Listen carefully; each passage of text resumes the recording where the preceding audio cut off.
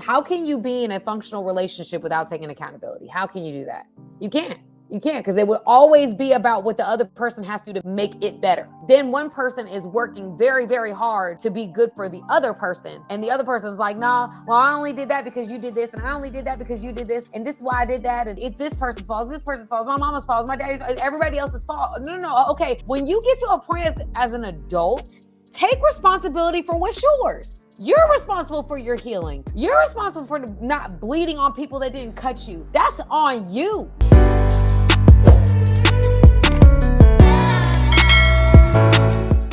What's up, family? It's your girl, Samantha Lee, and I'm here to watch a video that I actually brought up in a clip in my live last night. And I thought it was such an interesting clip that it deserved more airtime, okay? So I'm gonna play the clip today. I'm gonna react to it for you guys, and we will dive in. But before we get into that, I need you guys to go ahead and hit the subscribe button and the notification bell. I'm posting content almost daily, and I don't want you to miss that. I want to connect with you, family. Let's get into it, family. All right. So the video clip is called Toxic Femininity. It's from a young woman. I'm going to give her credit, Billy Ray Brandt. I actually, once I played the clip, I followed her. I thought she was dope. I really did. So I want to shout her out before I even get into it. So anyway, without further ado, let me go ahead and play the clip for us to process.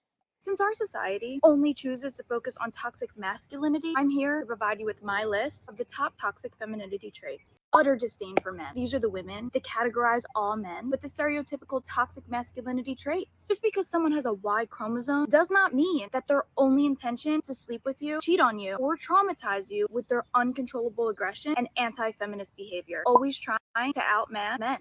Okay, so again, I do think that a lot of women tend to think that because they've had bad experiences with men, they then lump men into this category that all men are going to cheat, all men are going to lie, all men, because their experiences with men have been that. And that's not fair, because men have had poor experiences with women, as we can see all throughout the internet.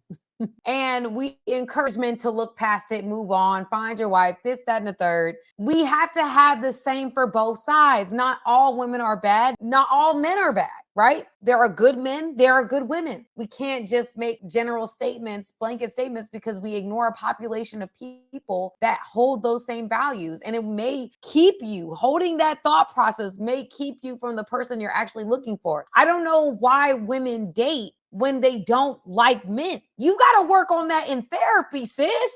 You can't be dating men thinking that all men are dogs. You can't have that thought process and still be a good date.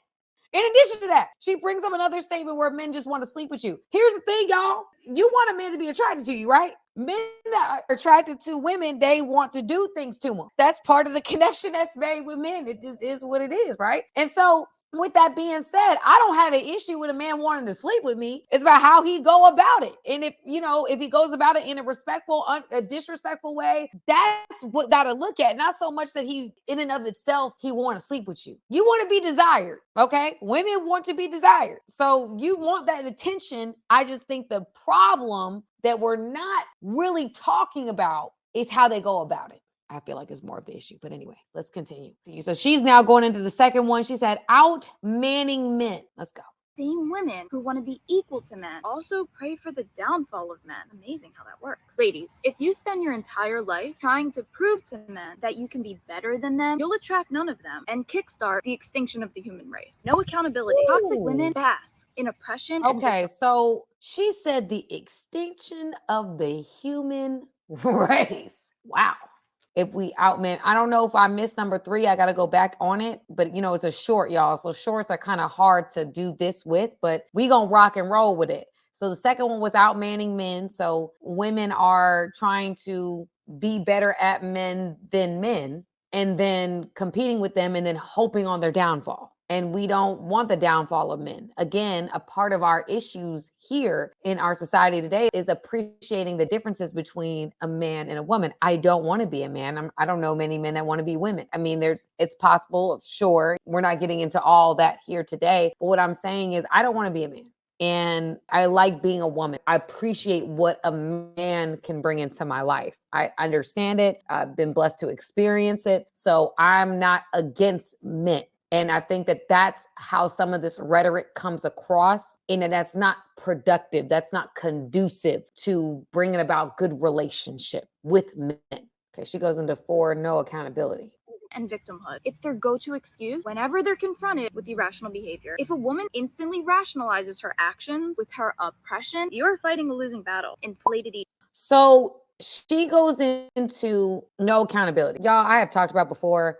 I think that women today, I think a lot of people, women and men, I'm not going to just say women, women and men, but we talk about toxic femininity here, which y'all, even in that, Stefan Speaks makes a point in one of the clips I posted a while back where he says, it's not toxic femininity, it's not toxic masculinity, it's broken people that are displaying broken behaviors because of the wounds that they have inflicted upon them. And I agree with that. I don't think toxic femininity, I think it's toxic women, right? Women that haven't chosen to heal, that have been hurt, and therefore can't handle certain things like accountability, in addition to other problematic behaviors that make it hard for them to be good in relationships with other people. And so when we talk about no accountability, I think it takes a lot of strength to be able to hold accountability. I think it's very important for both parties, men and women, to take accountability for their actions and not just blame shifting and putting things on other people. And instead of saying, you know what, I could have done this better. How can you grow in that situation? How can you have healthy relationships when you are not willing to take accountability for what is yours? I think that that's problematic. I do find that, there's women that do that, and that is toxic. How can you be in a functional relationship without taking accountability? How can you do that? You can't, because it would always be about what the other person has to make it better. Then one person is working very, very hard to be good for the other person. And the other person's like, nah, well, I only did that because you did this. And I only did that because you did this. And this is why I did that. And it's this person's fault, my mama's fault, my daddy's, everybody else's fault. No. Okay. When you get to a point as an adult, take responsibility for what's yours. You're responsible for your healing. You're responsible for not bleeding on people that didn't cut you. That's on you. Inflated egos. These are the women that have literally no respect for themselves, but feel that because they're a woman, they deserve a Wall Street billionaire with a purity ring who agrees with literally everything they say.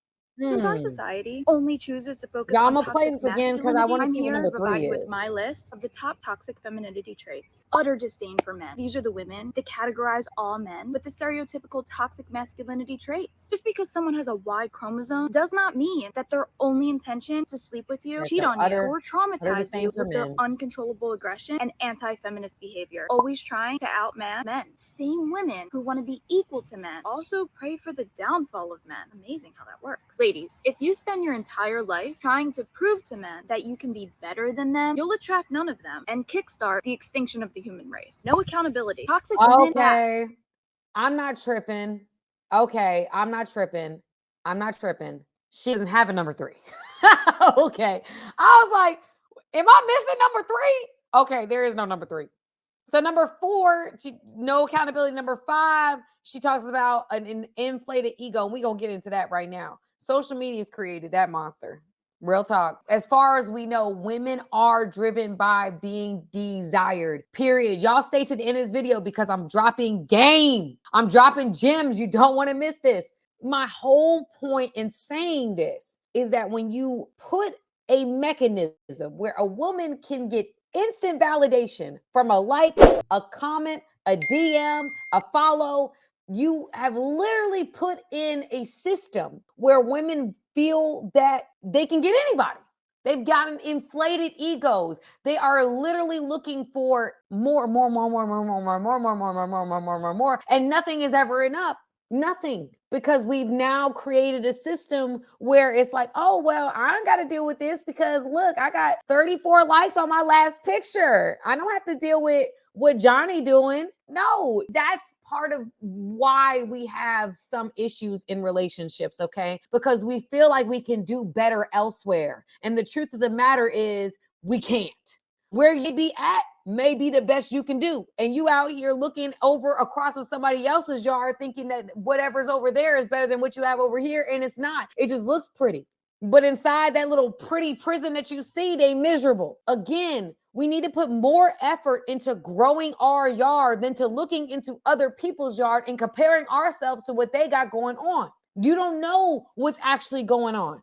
And again, you can assume by the looks of it on social media, this must be amazing. Well, to me, I don't believe social media like that. You just can't. Listen, that's someone's highlight reel. That's what they want you to believe about their life. Some of that may be true, some of that may not be, depending on the person, depending on their values, whatever. But right now, in today's society, a lot of women have inflated egos because of social media. They think that they could get anybody, like she said, a Wall Street billionaire with a purity ring that does everything that you want them to do. Absolutely not.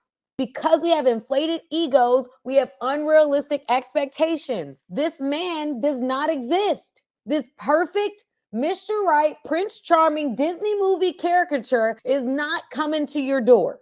We've got to be realistic. We are imperfect. So how can you sit here and wait for perfect men when you're not perfect? In addition to that, I saw this really great quote by Matthew Hussey. And he said the best dating advice he ever got was write a list of the things that you want in your partner, in your ideal partner. And he says, and do it, become it. Become the person you want to attract. Put more energy into doing that instead of stating demands and not expecting nothing from yourself. Anyway, y'all, that's the toxic femininity video. Again, subscribe, hit the notification bell, and click the link in my description and a pinned comment. I love you all, and I will see you in the next video. Hey guys, thank you for watching this video. I appreciate you guys.